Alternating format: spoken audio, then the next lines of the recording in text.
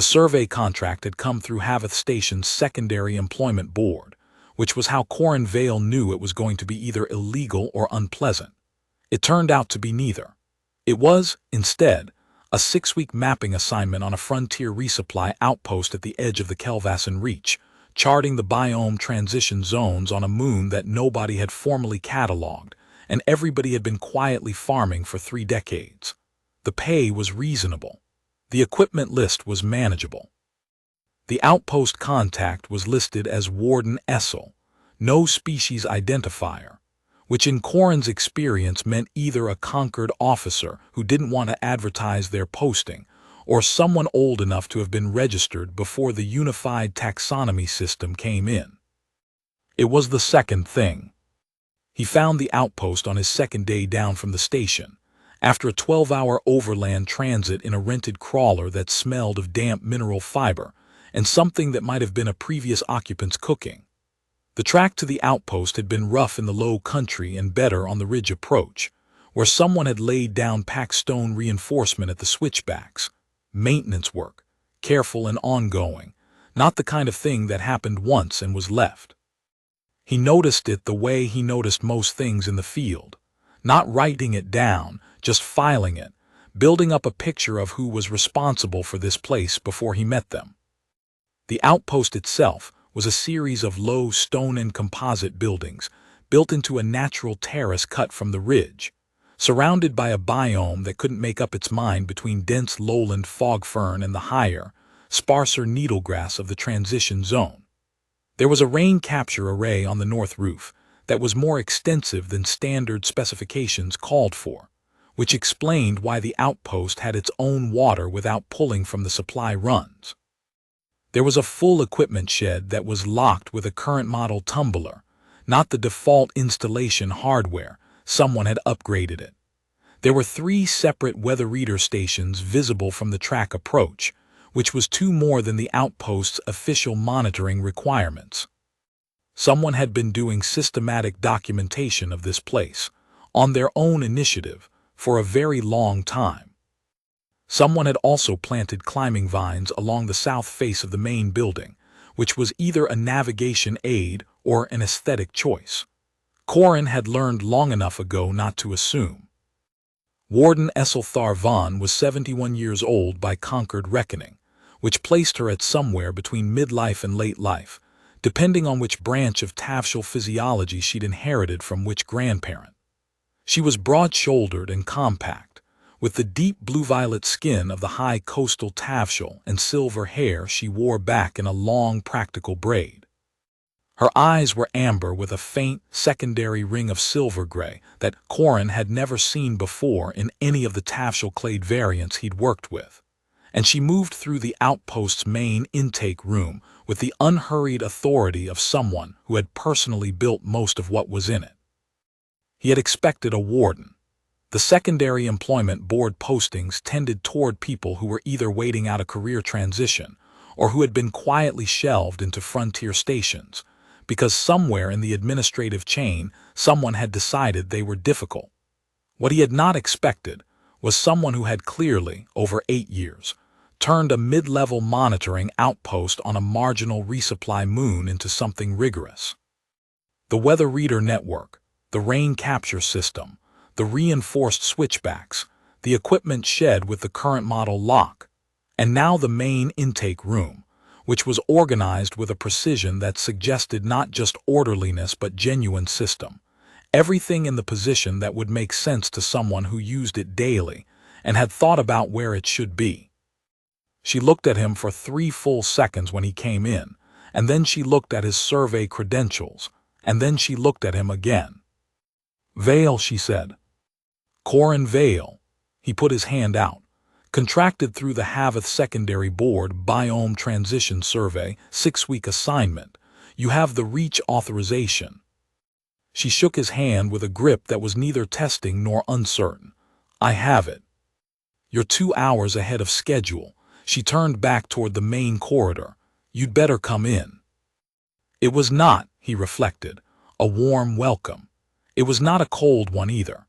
It was simply very direct, in the way of someone who had spent enough decades on frontier postings that she no longer felt the need to perform hospitality for strangers who would be living at close quarters with her for 6 weeks anyway. He didn't mind. He had spent 11 years doing survey work on frontier moons, border world biome cataloging, and the occasional conquered contracted habitat assessment on planets with existing populations that needed documentation before the next round of settlement licenses.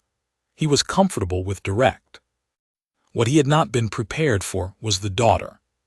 She arrived on the third day, on the supply crawler from Havath Station that came every 2 weeks. Corin was outside running perimeter soil samples on the eastern transition line when the crawler came through the Ridge Pass, and he watched it pull in from maybe 200 meters away, thinking it was just the resupply.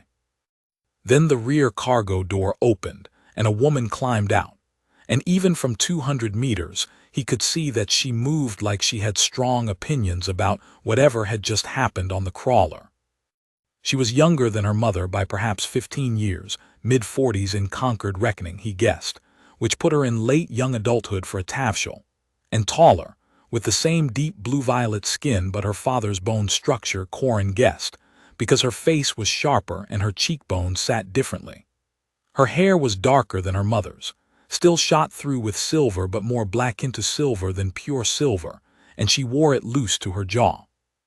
She was carrying a field pack that was clearly a personal kit rather than standard equipment, and she was having an argument in Tavshal, which Corin had functional conversational fluency in but not full colloquial fluency, with someone on the crawler's rear comm panel. The argument ended. She hit the comm panel with a flat hand, not hard, just final, and turned around to look at the outpost. Her eyes found Corin across the 200 meters. He was still holding a soil sampler in each hand, and he was covered in transition zone clay up to the elbows. He raised one sampler in a neutral acknowledgement. She looked at him for exactly 1 second, and then she walked toward the main building. Later, over the evening meal, Warden Vaughn cooked with the same unhurried practicality she brought to everything, which resulted in food that was very good but never announced itself. He learned that the daughter's name was Sira Thar Vaughn, that she was a Concord secondary-tier administrator working out of a relay station 3 systems over, that she was on a rotating family visit schedule that she and her mother had maintained since Warden Vaughn took the kelvassen posting 8 years ago, and that the argument on the comm panel had been with a colleague about a filing deadline that Sira considered deeply unreasonable, and that her mother considered none of her business.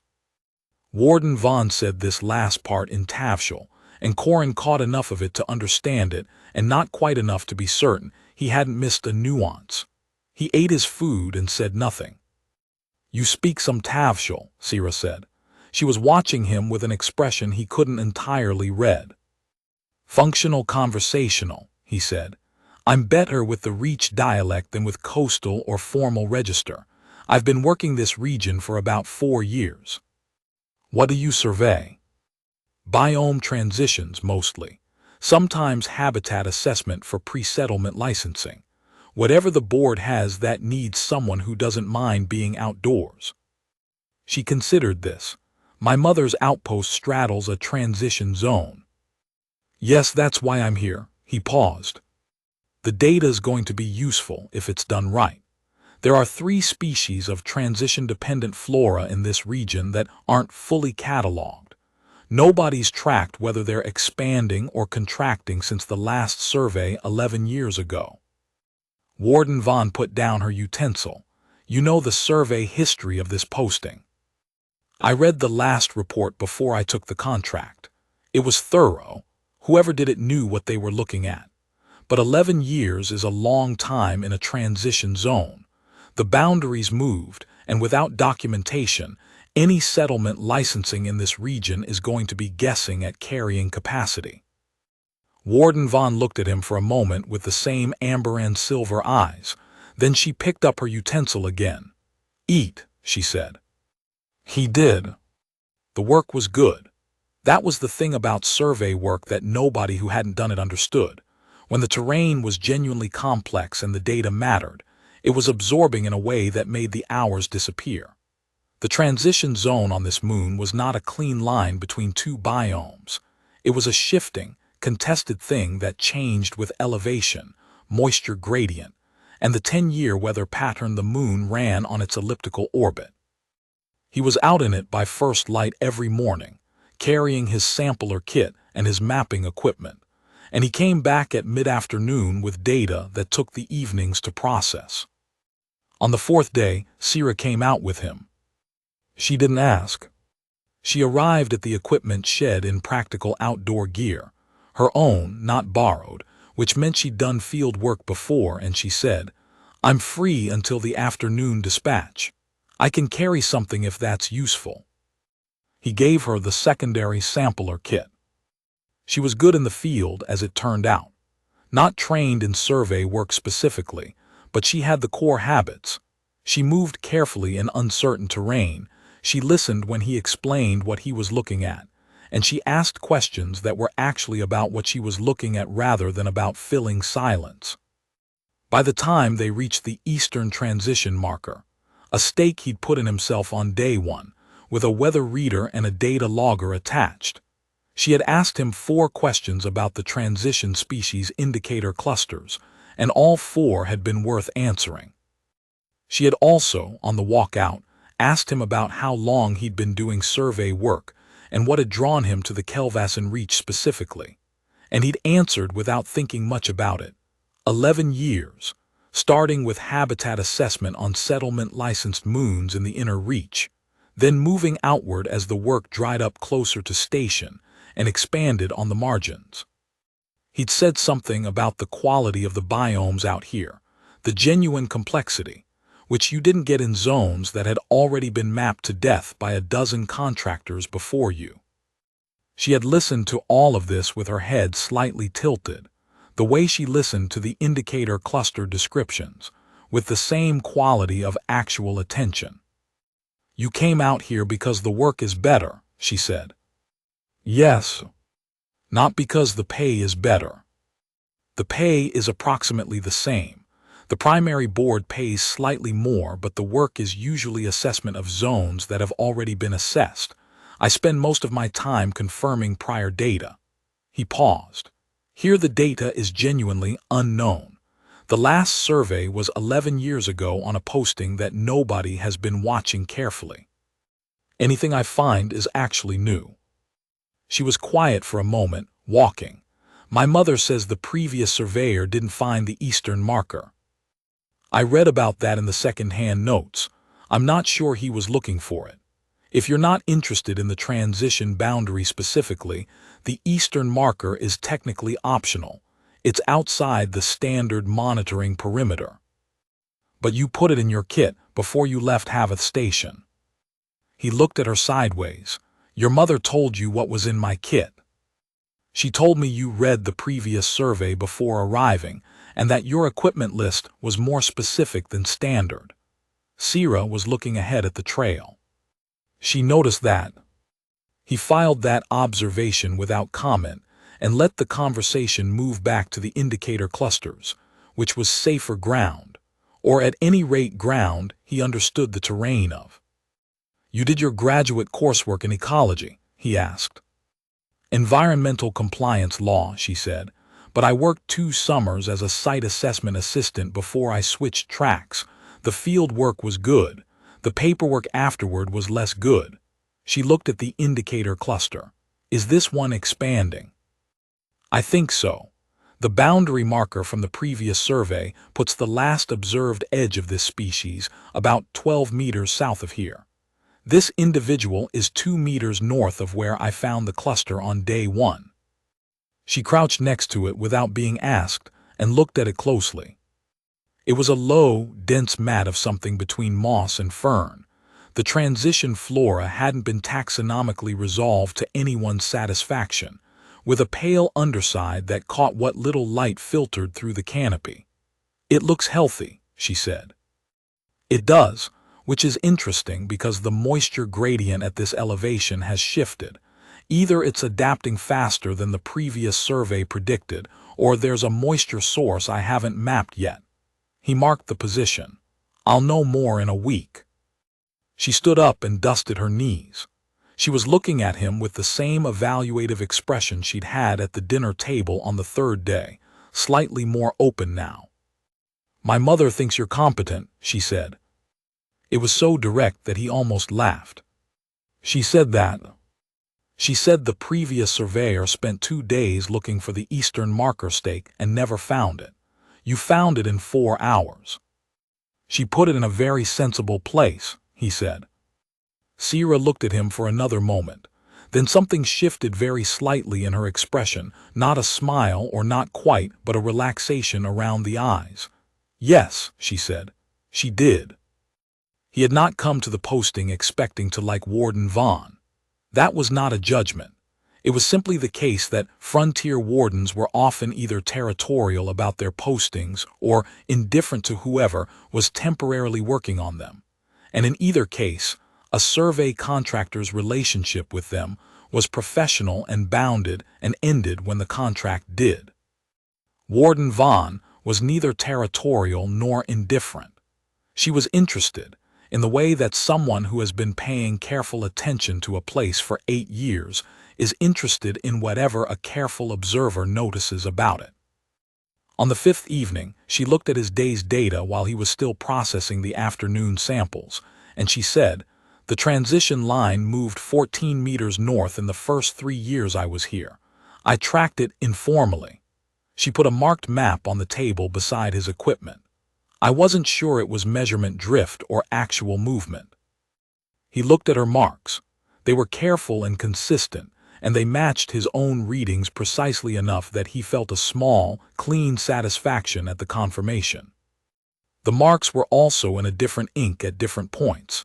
She had been dating her observations, and the handwriting was consistent across 8 years, the same careful documentation hand. So she had been watching this line since she arrived at the posting and had been noting it without prompting from any monitoring requirement. "It's not drift," he said. "This is real movement. It's slower now than your first 3 years. I'd need a longer baseline to be sure, but I think the rate changed after the second wet season. Did anything change in the upper watershed around year 4? She considered. There was a landslide on the northern ridge during the year 4 storm season. I documented it in the warden's log. I didn't connect it to the transition line. Can I see the log? She brought it out. It was a physical ledger. She kept a digital record as required, but she also kept the physical one, and it was the physical one that had the granular detail. Daily temperature bands, precipitation amounts, visibility ratings, phenological notes on the vegetation she'd watched through 8 full growing seasons. He spent an hour with it that evening, and she sat across from him and drank something warm and did her own paperwork, and neither of them talked much, and it was the most comfortable work silence he'd had on a posting in several years. He was aware, in the way he was aware of things that changed a reading, that she was not performing the silence or managing it. She was simply in it, present with whatever she was working on and present in the room, and the two things coexisted without friction. He had worked with wardens who were territorial about their spaces and wardens who were overly sociable, and wardens who were professionally cordial with a frost underneath it. Warden Vaughn was none of these. She was a person who had been somewhere long enough to stop managing how she appeared in it. He noticed that he noticed this and went back to the log. Sierra came in around the 4th hour, saw them both at the table, and said something in Tavshal that Corin caught about 2/3 of. Her mother answered without looking up. Sierra made a sound that might have been agreement or might have been mild exasperation, poured herself something from the warming unit, and sat down at the far end of the table with her own work. After another half hour, Corin said, without looking up from the log, "What did she say?" Warden Vaughn's pen paused for 1 second. "She said you work the way I do." Corin looked up at that. Warden Vaughn was looking at her own papers. "That was meant as a compliment," she said, still not looking up, in Sierra's framing.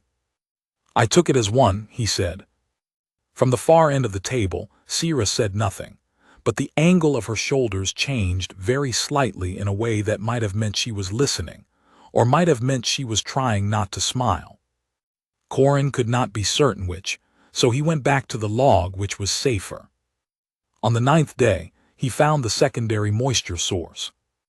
It was a subsurface channel that ran under the eastern ridge and surfaced in a seep, about 60 meters, inside what had been charted as the dry zone on the previous survey.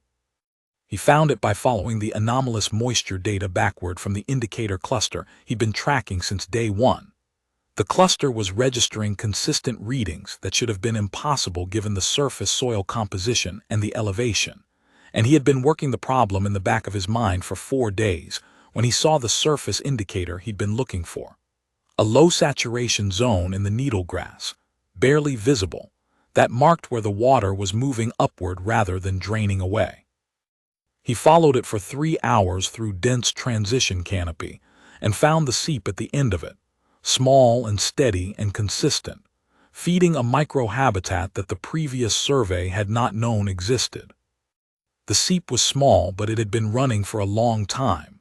The mineral deposit pattern around the outlet indicated years of flow, possibly decades, which meant it had been running during the previous survey, and the previous surveyor had simply not found it, because finding it required following anomalous data in a direction the standard survey protocol didn't prescribe. He sat next to it for a few minutes before logging the coordinates. It was the kind of discovery that was not dramatic, no visible change, no sudden clarity, but that shifted every reading he'd taken for 9 days into a new configuration, the way finding a missing variable resolves an equation you've been carrying. He came back from the field an hour early, and he was still putting his kit down in the equipment shed when Warden Vaughn appeared in the doorway. She had a look on her face that he'd come to recognize as the expression she wore when something in the outpost's environment had done something she'd been waiting for it to do for a long time. "You found the seep," she said. He stopped. "You knew about it." "I suspected it. I've seen moisture anomalies on the eastern face for 4 years. I didn't have the equipment to locate the source." She paused. "Does it change the survey assessment?" "It changes it significantly," he said. "This biome's carrying capacity is higher than the previous survey estimated. The transition species isn't migrating. It's expanding into previously unsuitable territory that is now becoming suitable because of a long-term moisture change. That's a different conservation classification." She was quiet for a moment. "The settlement licensing in this region is based on the previous survey's carrying capacity estimate." "Yes." Another silence. "How long to revise the report?" 2 days once I've confirmed the channel extent. Maybe 3. She nodded once. "Tell me when you have the preliminary figures. There are people in the regional administration who have been waiting for a reason to revise the buffer zone on the northern ridge. This may be it." She paused. "Sierra works in environmental compliance. She should look at the preliminary figures before you file." Corin looked at her. "I hadn't thought of that." "I know," said Warden Vaughn. There was something in her voice that wasn't quite dry humor but was adjacent to it. "I did." Sierra looked at the preliminary figures that evening for 2 hours without stopping, and what she found in them, which Corin would not have caught on his own because it was a compliance procedure classification issue rather than a field data issue, was the difference between a revised carrying capacity that could be ignored on a technicality and one that had to be formally integrated into the regional licensing framework. This seep puts the transition zone's moisture catchment area into the protected feature definition under the REACH Environmental Protocol, Section 14, Subsection C, she said. She was looking at the screen with the kind of focus she gave things that mattered. "That's not an advisory category. That's a mandatory reclassification trigger. If you file this data correctly and cite the protocol, the regional administration doesn't have discretion about revising the buffer. They have to." Corin looked at her. "I wouldn't have known to cite the protocol." Most field surveyors don't. They file the data and assume someone in the administration will handle the classification. Usually no one does. She turned the screen toward him. If you file it this way, it goes to the compliance review board automatically. That takes it out of the regional administrator's discretionary queue. He read the citation she'd marked. It was exactly right, precise, and technically watertight, the kind of citation that came from someone who had spent years learning how administrative processes failed and which exact pressure points reversed them. Does this create problems for you, with whoever the regional administrator is? She looked at him steadily. The regional administrator in this sector has been sitting on 3 reclassification petitions from warden stations on the Kelvassen Reach for 6 years. 2 of them were filed by this outpost.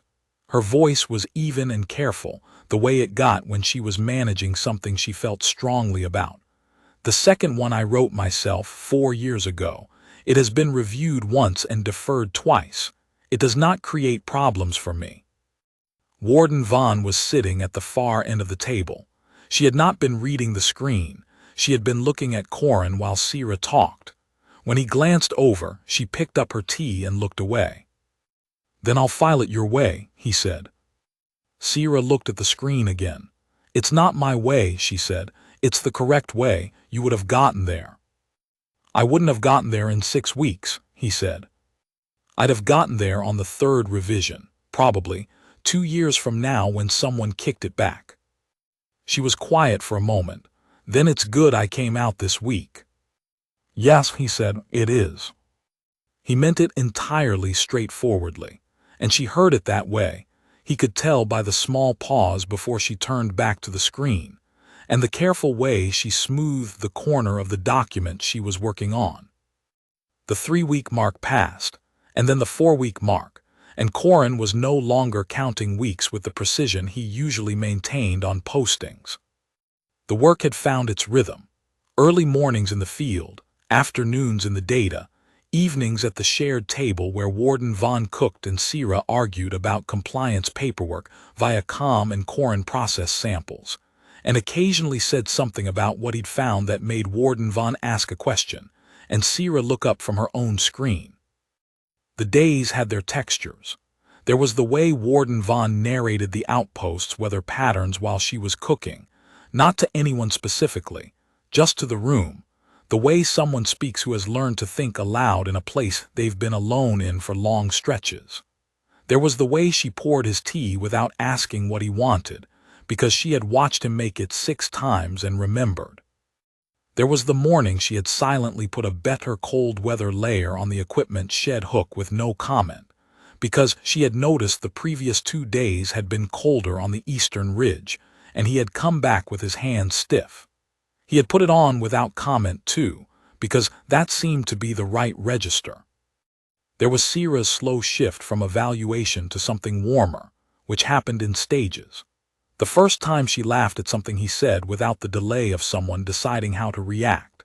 The day she started texting him trail condition notes from the compliance review board's COM when she was working indoors and he was in the field. The evening she sat down next to him at the table instead of across from it, and looked at his data directly rather than from the other side. He noticed, too, the way Sierra watched her mother when she thought neither of them were watching her. There was something careful in it, not worried, but attentive. The way someone watches a person they know well and want to see clearly. Sierra was supposed to stay 2 weeks. She stayed 4. She did not say this directly. What she said, at the end of the 2nd week, was that she had been able to shift her relay station obligations to remote work for another 2 weeks because the Compliance Review Board filing had generated 3 follow-on inquiries that needed monitoring, and the outpost had adequate COM infrastructure. Warden Vaughn said nothing, which Corin had learned to read as the Tavshal equivalent of a great deal. He said he was glad for the extra help on the compliance citations and went back to his work, and Sierra went back to hers, and neither of them mentioned the obvious thing, which was that the compliance follow-ons had been resolved in 9 days, and that was still 5 days ago. What he did notice, because he was a careful observer, which was, after all, why he had the job he had, was that Sira had started meeting him at the equipment shed in the mornings without being asked, and that she had started bringing 2 cups of something warm from the morning unit, one for each of them, and that she handed his to him without making anything of it. He noticed that she had stopped censoring her laugh when something in the field was genuinely surprising, and she had a good laugh, unguarded and real, the kind that meant she wasn't managing an impression anymore. He noticed that she stood closer to him when they were looking at the same screen than she had in the first week, not crowding, just comfortable. He noticed all of this with the part of himself that had been doing survey work for 11 years and knew when a boundary had moved. He had not said anything about it, because he was a contractor living at someone's workplace, and she was that person's daughter, and he had the conversational fluency in Tavshal to understand the cultural weight of that without having the formal schooling to know exactly where all the lines were. He was not a careful man about most things. He was careful about this. On the 28th day, Warden Vaughn asked him to look at the Western Transition marker stakes, which had been giving anomalous moisture readings for 3 days, and he spent the morning reseeding them and recalibrating the weather readers. He came back at midday to find the equipment shed empty and the main building's door open. He heard voices inside, Warden Vaughn and Sira, in Tavshal, in what was clearly a mid-level argument. Not a serious one. He had heard the serious one once, on the 12th day, and it had a different register. This was more like a long-running disagreement being aired again over something specific. He stopped outside the door with his kit half unloaded, not deliberately eavesdropping, just stopping. His Tavshal was good enough to catch the topic if not every word.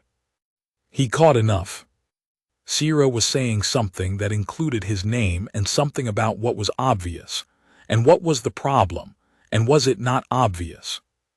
Warden Vaughn was saying something lower and more controlled about not doing this, Sira, and put it away. Sira said something further. Warden Vaughn said one short sentence and stopped. And then Sira said, with the clarity of someone making a point she had already made several times, "Mother, you carry his photograph in your pocket. You have for 3 weeks. Len saw it when you were checking supplies, and she asked me who the human was, and I said." And Warden Vaughn said, in a voice that was perfectly even and slightly higher than usual, "Sira, stop." Silence.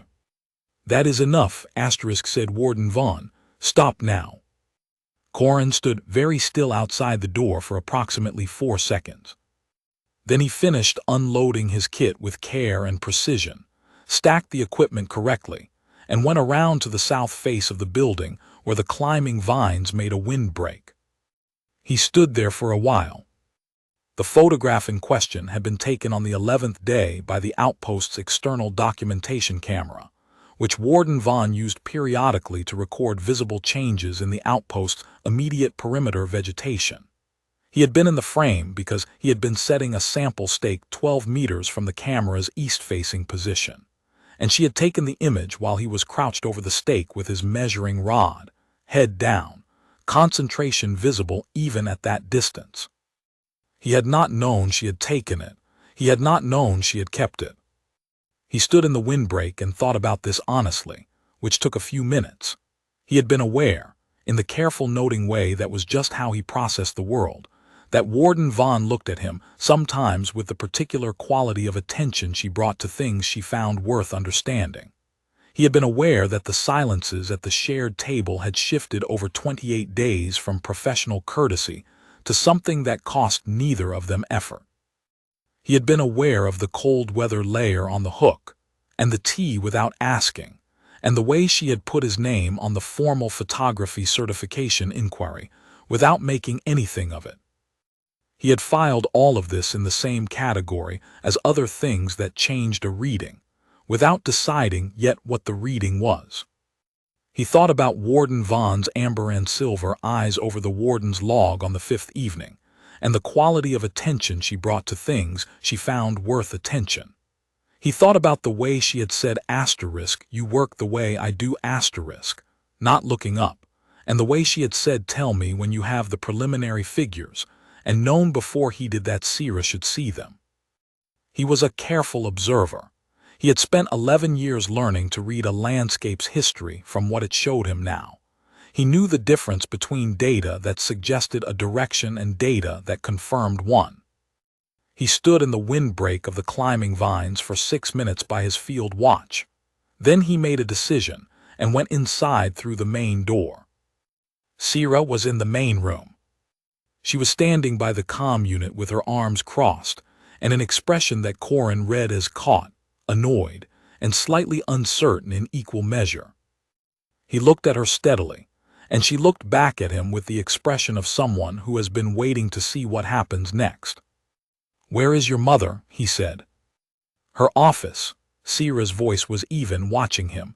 "She's doing the afternoon weather log." "All right," he said. He went down the corridor to the warden's office. The door was open. Warden Vaughn was at her desk with her back to the door, her field ledger open, her pen moving with the steady patience she brought to documentation work. Her silver braid lay between her shoulder blades. She did not turn around. "Warden," he said. "Vale," her pen kept moving. "The western moisture readings. Did the recalibration fix the anomaly?" "Probably," he said. "I'll know tomorrow morning." He paused. "I came in through the main entrance." The pen stopped. "I heard some of the conversation," he said. "I wasn't listening on purpose. I had just gotten back with the kit." Warden Vaughn set her pen down. She turned slowly in the desk chair to face him. Her hands were in her lap. Her face was composed with the careful composure he had watched her maintain for 28 days, and it was composed now. But the secondary silver ring in her amber eyes was doing something he had not seen it do before, which was catch the afternoon light in a way that made them look, briefly, like something that had been turned up brighter. She did not say anything. "I think," he said carefully, "that I owe you the same directness you've given me, and the same respect." He crossed the room to the desk, and he stopped in front of it, and he looked at her, not at the composure she was maintaining, but at the thing behind it that had been present since the first evening, and that he had been carefully not looking at because he hadn't been sure he had the right. He had thought about it in the windbreak for 6 minutes, and he had decided that he did, in fact, have the right, because the alternative was going back to Havath Station in 15 days, and spending the 8 months before the follow-up survey sitting with the knowledge that he had stood in front of something real, and looked away from it out of excessive caution. He was a careful man. He was not a cowardly one. "I'd like to know," he said, "whether you would prefer I say nothing more about this. I will do that exactly if it's what you want." A pause that lasted about 3 full seconds, which was the longest Warden Vaughn had ever taken to answer a direct question in Corin's presence. "No," she said, her voice was very level, "that is not what I want." Corin took a breath. "All right," he said, "then I have approximately 25 more days on this contract." He paused. "I'd like to know if there's a conversation worth having in that time." She looked at him for another moment. Then she said, with the slight edge of someone who is choosing very specifically not to be formal, "I'm 71, Vale. I'm on a frontier posting with a 2-year rotation. I have a daughter who thinks she's subtle and is not. I noticed that about her," he said. "She's very direct. She has always been direct." Something shifted in Warden Vaughn's expression, very slightly, and it was not the controlled composure, and it was not the careful authority, and it was something he had not seen before on her face, which was that she was finding something funny. "She is also not entirely wrong," she said, "which is irritating." "She told you that?" he said. "Repeatedly. The thing that might be humor was still there, careful and real in hers, since approximately day 12. "Day 12, he said. "That was the log evening." "Yes," she said. "It was." She looked at him with her amber and silver eyes steadily, the way she looked at things she had decided to pay close attention to. "I should tell you," she said, that I am not a woman who does things in a hurry, in any respect. I know that about you, he said. And you are here for 25 more days. I know that too. She was quiet for a moment. She was looking at him with the honest attention she gave to things she had decided mattered. He had the sense, and he trusted this sense, because it was the same instrument he used for everything, that she had been having this conversation in some private form for some time now, and that she had been waiting for him to have the nerve to show up for it. 25 days is a beginning, Vale, she said finally, with the particular care of someone who is being more honest than they plan to be. If a beginning is what you're asking about. It is, he said, exactly that. She looked at him for a long moment. Then she said, there's tea in the morning unit, sit down. He sat.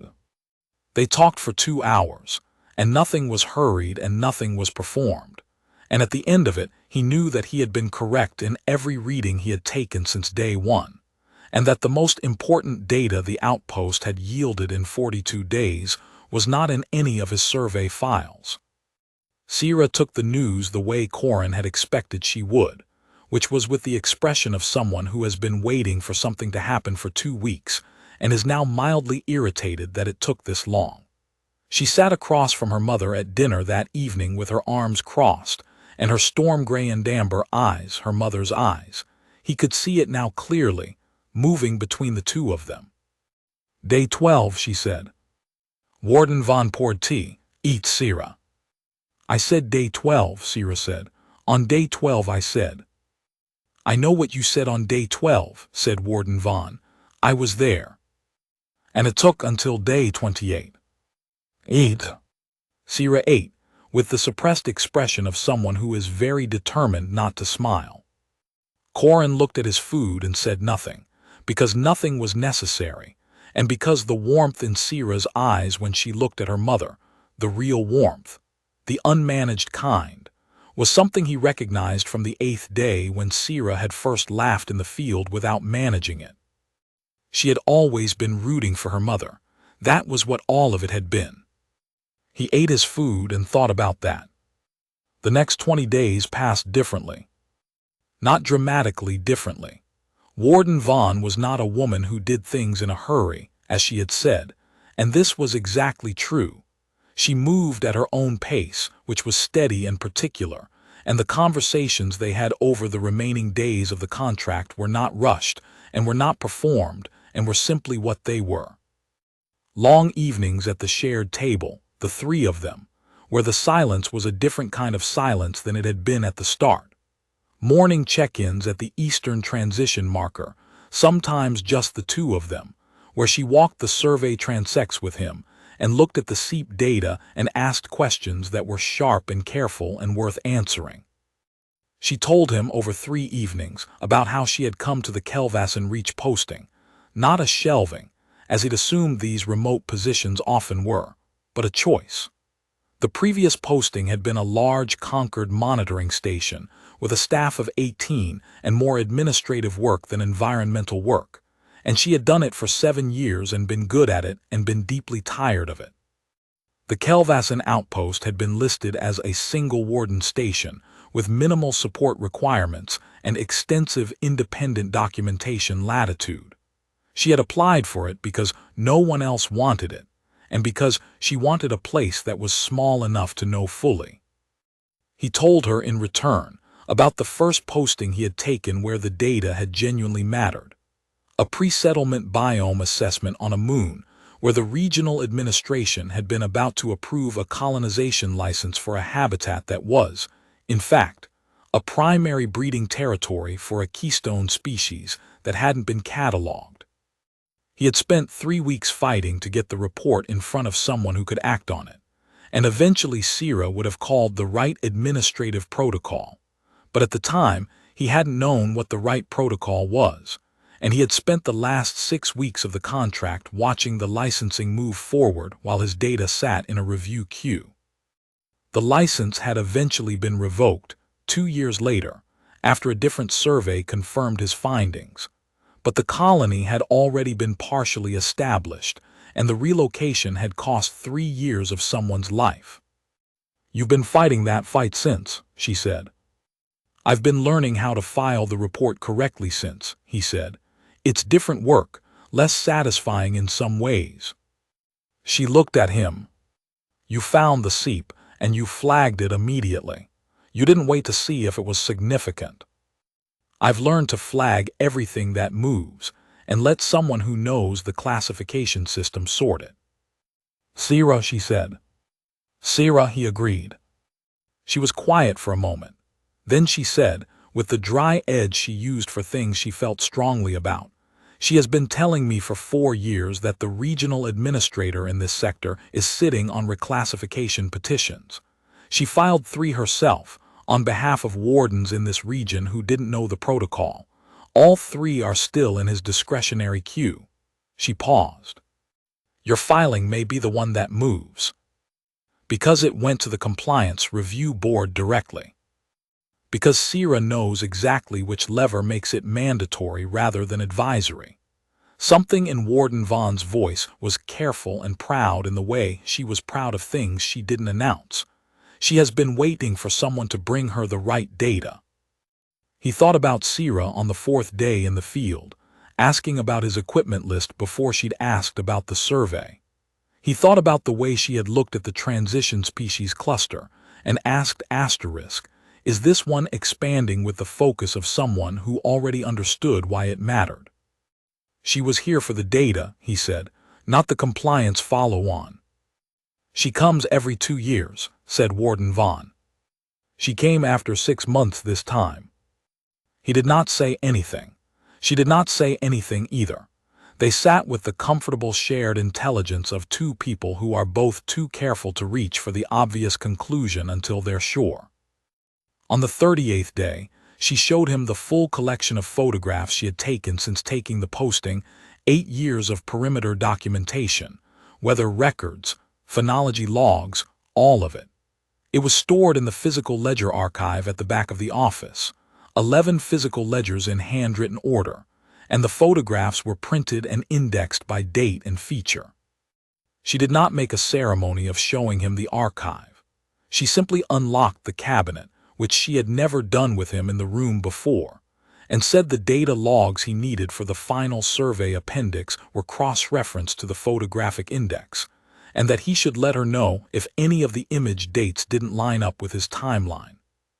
He went through the archive carefully. The photographs were exactly what she had described, systematic, thorough, dated, cross-indexed. 8 years of a woman watching a place and documenting what she saw. There was a precision to them that was also, he found himself thinking, a kind of love, not in a way he could have articulated formally, but in the way that someone who spends 8 years photographing the quarterly change in a vine growth pattern and noting the exact inch of change each season is doing something that is about more than data. He found the day 11 photograph near the end of the most recent ledger. She had printed it and dated it on the back. He was crouched over the sample stake with the measuring rod, and the transition flora was in the foreground, and the light on that particular morning had been clear after 2 days of overcast. It was a good photograph, factual and well-framed. He looked at it for a moment. "You photograph the perimeter vegetation regularly," he said. "Quarterly when the light is good," she said, "sometimes more often. This one is the only image in this section of the ledger that isn't a vegetation feature." Warden Vaughn's pen was very still on her desk. "Essel," he said. He had not used her given name before. In 29 days of field work and shared evenings and careful conversations, he had called her Warden and she had called him Vale, because that was the professional register they had started in, and he had not wanted to assume the shift. He said it now because the moment required it. She turned to look at him. There was no performance of composure on her face. There was only the thing that had been behind the composure for 29 days, which was real and careful, and had been waiting with the patience of someone who was very practiced at patience. "It's a good photograph," he said, "of the Eastern Transition marker site."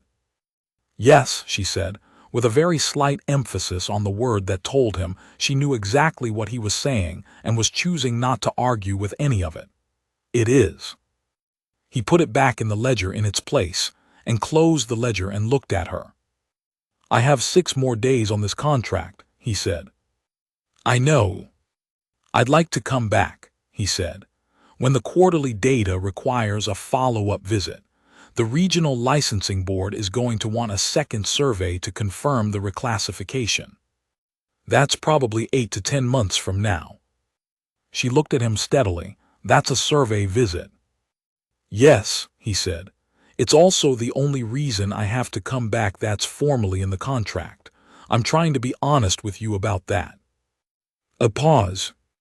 Sierra would tell you, Warden Vaughn said carefully, that you don't need a reason in the contract. Sierra is correct, he said, but I'd feel better with one. Something happened in her eyes then, not humor exactly, but the thing that lived close to humor in her, which was warm and dry in hers. The quarterly phenology documentation needs a second technician, she said. The protocol requires it and I have never had one. If you have field photography certification, the position is formally justified. I have field photography certification, he said. I know, she said. I read your survey credentials when you arrived. She paused. I read them carefully. He looked at her. She looked back at him with her amber and silver eyes in the afternoon light of the office she had built over 8 years on a frontier posting at the edge of the known. And she was 71, and she was not in a hurry, and she was also, very clearly, not going to look away. All right, he said, then I'll be back in 8 months. Yes, she said, you will. He left on the 42nd day, on the supply crawler back to Havath Station. He had his survey kit and his field records and 42 days of data that would change the regional licensing framework for this section of the Kelvassen Reach, and he had Sierra's compliance citation filed correctly, and he had Warden Vaughn's direct handwriting on the back of the photographic certification request. He had checked the documentation 3 times because he was careful and because he wanted to have done this correctly. Warden Vaughn walked him to the crawler dock in the early morning, in the cool fog-fern air of the Eastern Transition Zone, and said goodbye with the same direct practicality she brought to everything, which meant a firm handshake, and then his hand held for 1 additional second before she let go. The secondary silver ring in her amber eyes caught the morning light. 8 months, he said. 8 months, she said. He was halfway up the loading ramp when he heard Sierra behind him. She had not come to the dock, and then apparently she had changed her mind, saying something in Tavshal that he caught clearly, because it was spoken at normal volume and because his Reach dialect fluency was, by now, quite good. Mother, did you keep it or did you give it back? And Warden Vaughn said, in a voice that was beautifully even and approximately 30% less composed than usual, Sierra, go inside. I just want to know. Sierra. He stopped on the ramp. He turned back around. Warden Vaughn was standing at the foot of the dock with her silver braid over one shoulder and her hands folded at her back, and her face was doing something he had not seen it do before, which was that the composed authority and the warmth behind it had stopped being 2 separate things and were simply the same thing now. And that thing was a deep, specific, contained happiness that she was not managing at all, just holding. The way she held the morning weather readings and the careful field ledger notes, and the 8 years of patient documentation of a moon that nobody else had thought worth staying for. The secondary silver ring in her eyes was very bright. She did not say anything. She did not look away either. He came back down the ramp. He covered the distance between the foot of the ramp and the dock in 7 steps. He stopped in front of her, and she looked up at him. She was shorter than he was by about 15 centimeters, which he had not paid close attention to before, and he said, quietly enough that Sierra, 8 meters behind her mother, would have to work to hear it. Keep it. Warden Vaughn looked at him for a moment with her full attention, which was not a small thing to be on the receiving end of. Then she said, precisely and clearly and without a trace of hurry, "Come back, Vale." "I will," he said. He went back up the ramp. Behind him, he heard Warden Von say Sierra in a voice that was not actually trying very hard to be stern. He also heard, at the very edge of his range, what might have been Warden Von laughing, just briefly, just once, the real laugh that he had heard twice before in 42 days and that she did not manage. The crawler door closed. The outpost retreated into the morning fog fern, and he kept his eyes on it until the switchback turn on the ridge took it out of sight. He filed the survey report from Havath Station 2 weeks later, with Sierra's compliance citation intact and the secondary moisture source fully documented, and the Regional Licensing Board forwarded it to the Compliance Review Committee in 6 days, which was, according to Sierra's subsequent message, 4 times faster than any filing from this sector had moved in 8 years. She sent the message as a professional update, carefully formal, with a postscript that said only, "She is well. The vine on the south face is putting out new growth early this year." He replied to the professional section formally and to the postscript with, "Thank you for letting me know." The follow-up survey was formally commissioned at 4 months. He received the commission notice on a transit station between postings, read it standing in the station's narrow corridor next to the message terminal, and then went back to his berth and spent a careful hour drafting the formal acceptance with all the correct documentation citations. He spent another 10 minutes on the secondary photography certification renewal, because that needed to be in order before he arrived. He was back at the outpost at 4 months and 3 days, on the first available crawler from the station, carrying his survey kit and his field photography certification, and something he had been building in his head for several weeks, which was what he wanted to say to Essel Vaughn when there was time and a table and nobody was on a schedule. It turned out there was time. There was a table. Sierra, who was not staying this visit, had made the calculation correctly and taken the return crawler. She had, however, left a note on the equipment shed door in Tavshal, addressed to both of them, which he read with his functional conversational fluency, and which said, roughly, that she expected to be updated and that she was glad he had come back and that her mother was going to pretend not to be pleased to see him and not to believe it. He left the note on the shed wall because it seemed like the right thing to do. The climbing vines on the south face of the main building had put out new growth in 4 months, pushing 3 centimeters past the previous season's terminal bud. The transition flora was expanded another 2 meters beyond the eastern marker.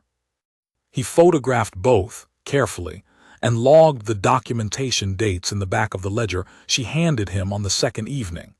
His own name on the front leaf, in her handwriting, in the same careful annotation she used for the phonology records.